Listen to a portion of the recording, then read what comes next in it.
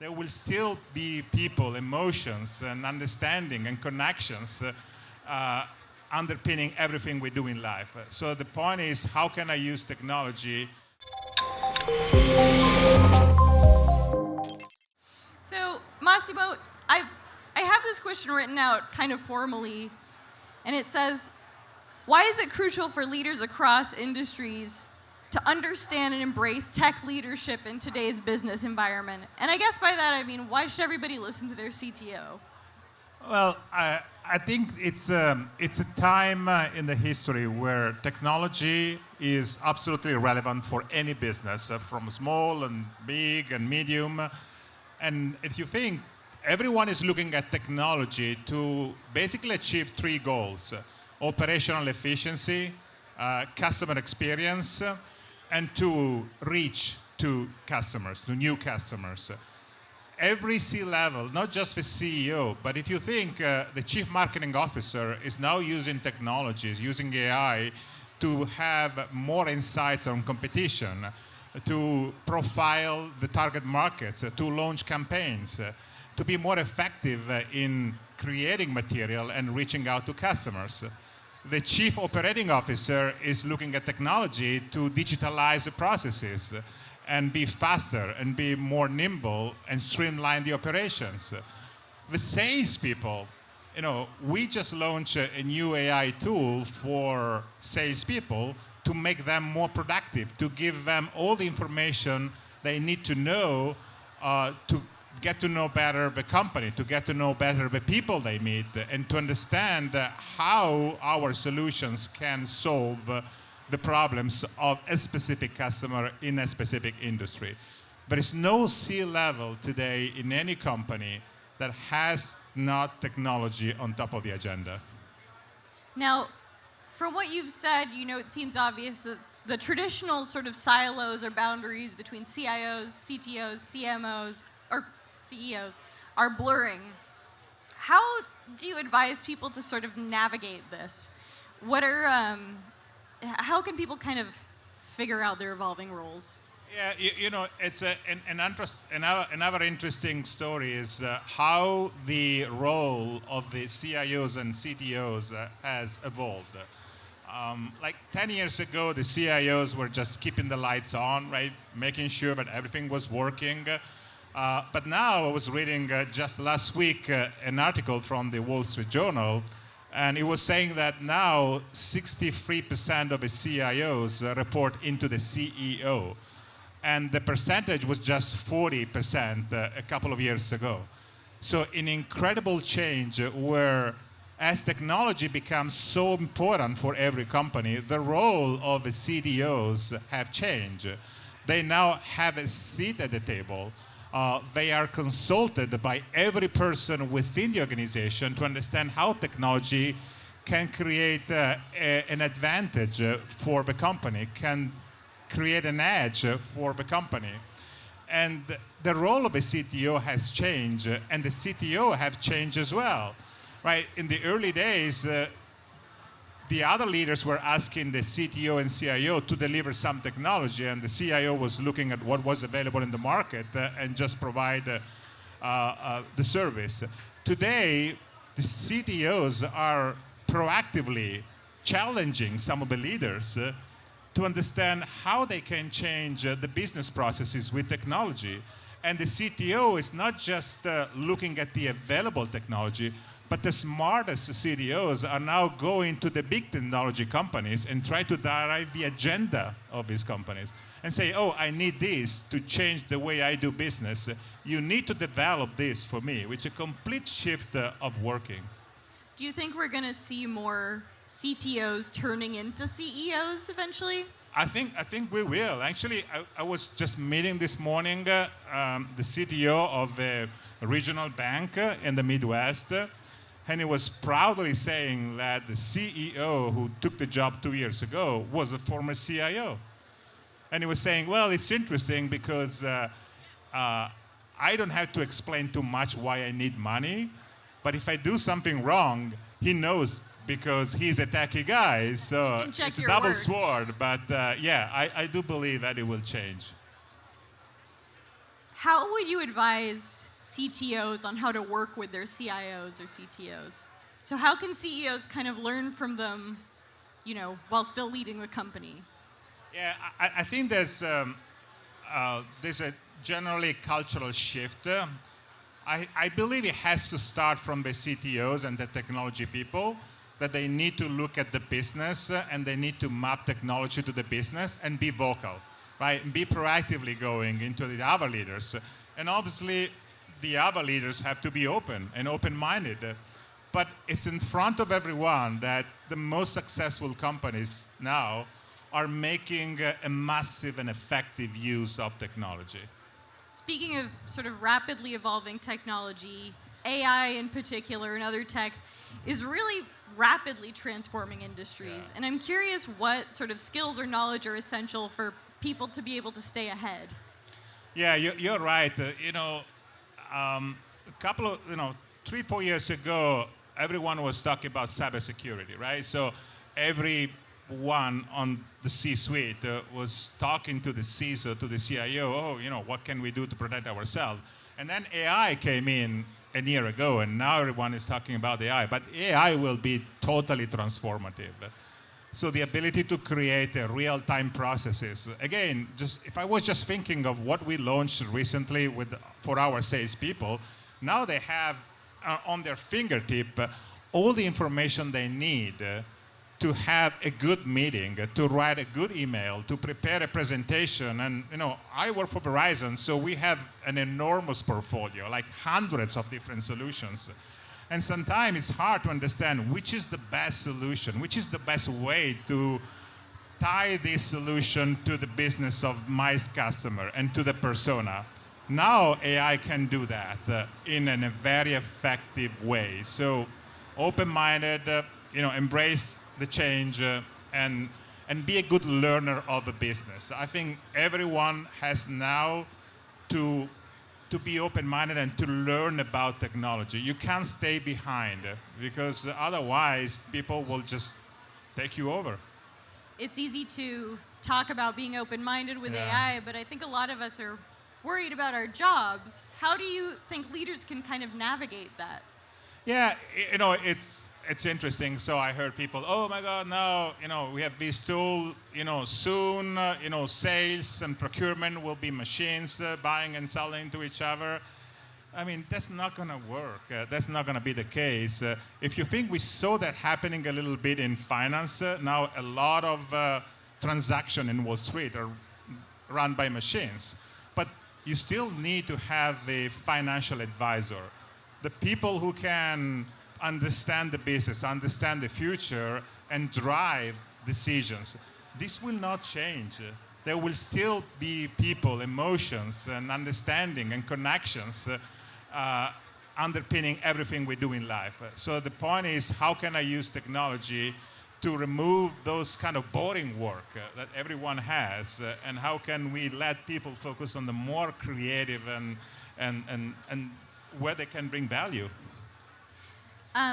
So we have a lot of entrepreneurs here, and I'm curious how you think, for people who have small businesses especially and who are looking to build their brands, how can they keep pace with tech advancements, and evolving expectations? I think there is I think AI will be democratizing a lot of opportunities. So what I mean that up to like 2-3 years ago, if you wanted to have the best technology, you had to invest in powerful servers, in having GPU, CPU, all of that kind of massive investment to be up to speed with the technology. Today, a lot of AI will happen at the edge, right? And if you think every hyperscaler, but not just every hyperscaler, every company, every OEM like Dell, HP, they're working to build a layer at the edge where companies can develop and seed their AI applications. So it will be really a usage-based model where even small companies can be creative and spend a fair amount of money just to try things on and to put their application on the edge and use shared resources. And it will be even easier, I think, for small, medium companies, because large companies, they have a big base, they have a bureaucracy, decision-making processes.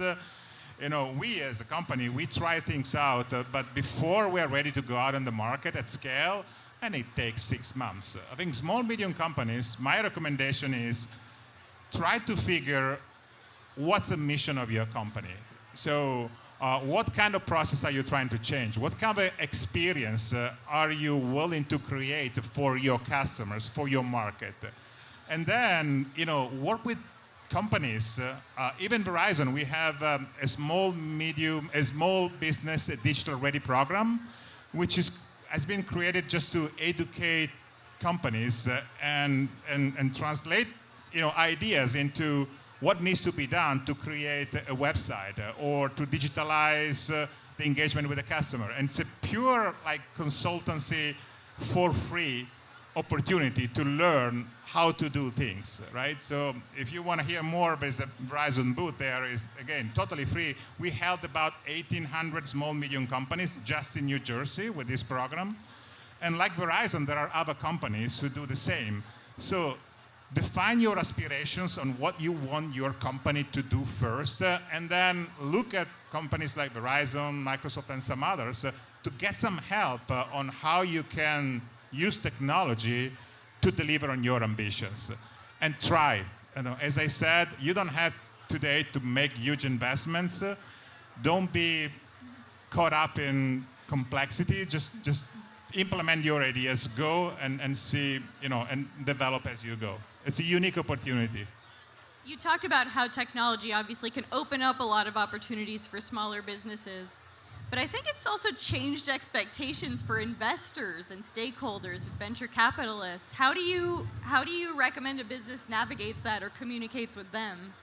Yeah, that's an interesting. That's why it goes back to your aspiration as a company. I think investors have changed again their perspective, because now they figure that almost everything is possible, right? So it's all about which idea is better than another. So I think without having a fully baked solution on how you bring your idea to life, if you have an idea, if you have anything that is, I want to create this, I want to simplify this engagement with the customer for retail or for healthcare, or I want to help to streamline some processes, that's the idea. That's a kind of a basic building blocks, and then you need to go and talk to investors, because they're really looking for ideas more than like a fully baked business plan that they can need support. They can help you with that, actually. How do you see AI tech sort of scaling for small businesses and enterprise? Yeah, as I said, I think AI will happen at the edge, and it will be a usage-based model. It's coming. It's starting. Every company is investing billions and billions because they want to bring as closer as possible to the users the power of AI.